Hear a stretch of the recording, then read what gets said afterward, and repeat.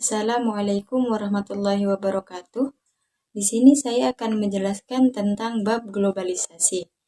Dimulai dari pengertian globalisasi terlebih dahulu. Globalisasi berasal dari kata globe yang berarti bundar seperti bola. Yang dimaksud bola di sini adalah bola dunia. Globalisasi artinya proses sesuatu yang sudah mendunia. Globalisasi dipicu oleh perkembangan ilmu pengetahuan dan teknologi di bidang komunikasi dan informasi yang berlangsung sejak penghujung abad ke-20. Adapun dampak positif dan negatif globalisasi ialah sebagai berikut. Dimulai dari dampak positif terlebih dahulu.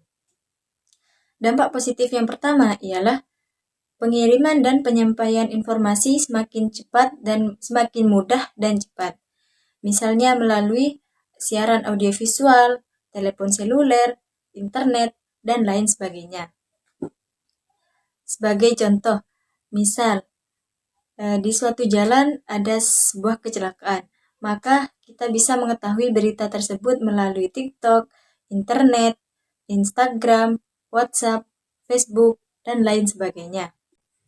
Dampak positif yang kedua ialah melalui berbagai teknologi modern, hidup manusia lebih mudah dan lebih menyenangkan. Sebagai contoh, kita bisa lebih mudah memesan makanan melalui aplikasi Shopee Food, GrabFood, dan lain sebagainya. Di mana kita tidak perlu pergi berjalan keluar tanpa harus capek mengantri berlama-lama dan tentunya tidak berpanas-panasan. Kita juga bisa memesan alat transportasi berupa motor melalui aplikasi Gojek, Grab, dan lain sebagainya. Jika tidak mau terkena sinar matahari, bisa juga memesan alat transportasi berupa mobil melalui aplikasi Gokar dan taksi online. Dan dampak positif yang terakhir ialah melalui proses industrialisasi, semakin terbuka kesempatan untuk memperoleh pekerjaan yang lebih baik. Atau dengan adanya pabrik industri, semakin luas lapangan pekerjaan untuk orang-orang di luar sana dan tentunya akan mengurangi jumlah pengangguran di Indonesia. Sedangkan dampak negatifnya ialah yang pertama, krisis moneter yang mula-mula terjadi di negara-negara Asia Timur merembes ke negara-negara di Asia Tenggara.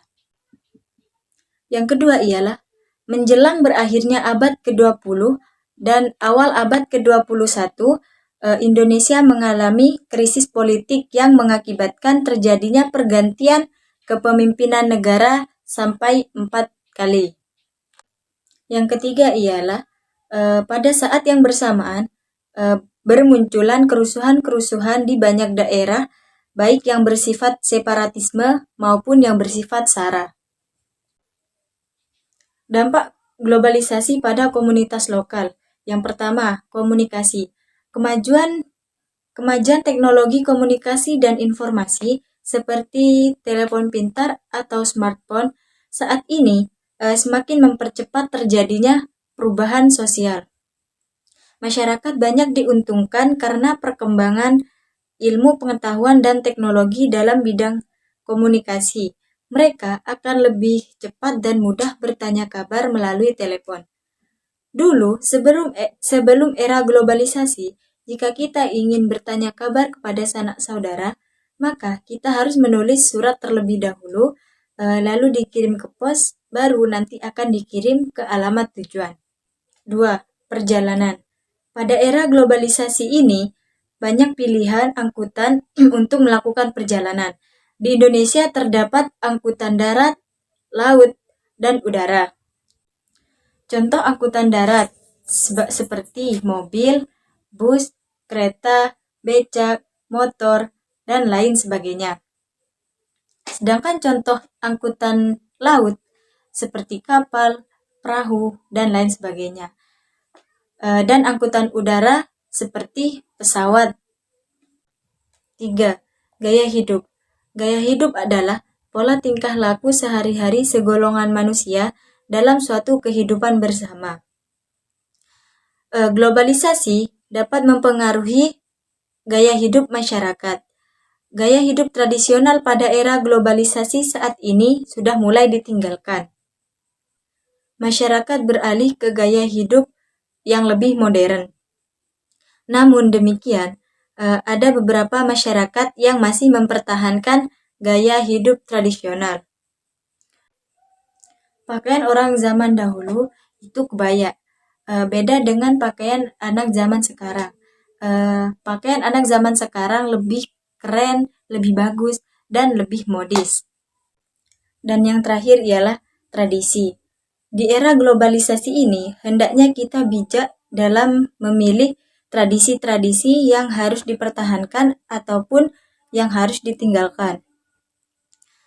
Tradisi sebagai seni untuk kepentingan pariwisata dan tradisi sebagai kekayaan bangsa Indonesia bisa dipertahankan hidup di tengah masyarakat. Misalnya, upacara Rambu Solo di Toraja. Adat ini mengajarkan untuk mengikhlaskan yang sudah pergi dengan hati tersenyum dan tidak ingin bersedih mendalam. Hal ini sudah menjadi kebiasaan masyarakat Toraja jika ada yang meninggal.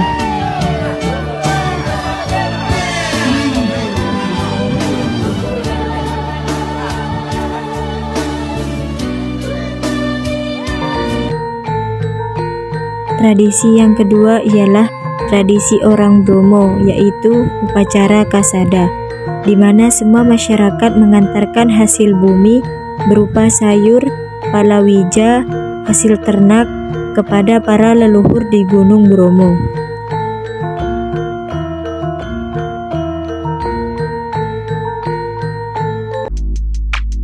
Dan tradisi yang terakhir ialah upacara ngiring sesuwonan Dewa Ayu Jimbaran, di mana semua masyarakat berjalan kaki dari Desa Adat Jimbaran menuju Desa Adat Kecatu atau Pura Uluwatu.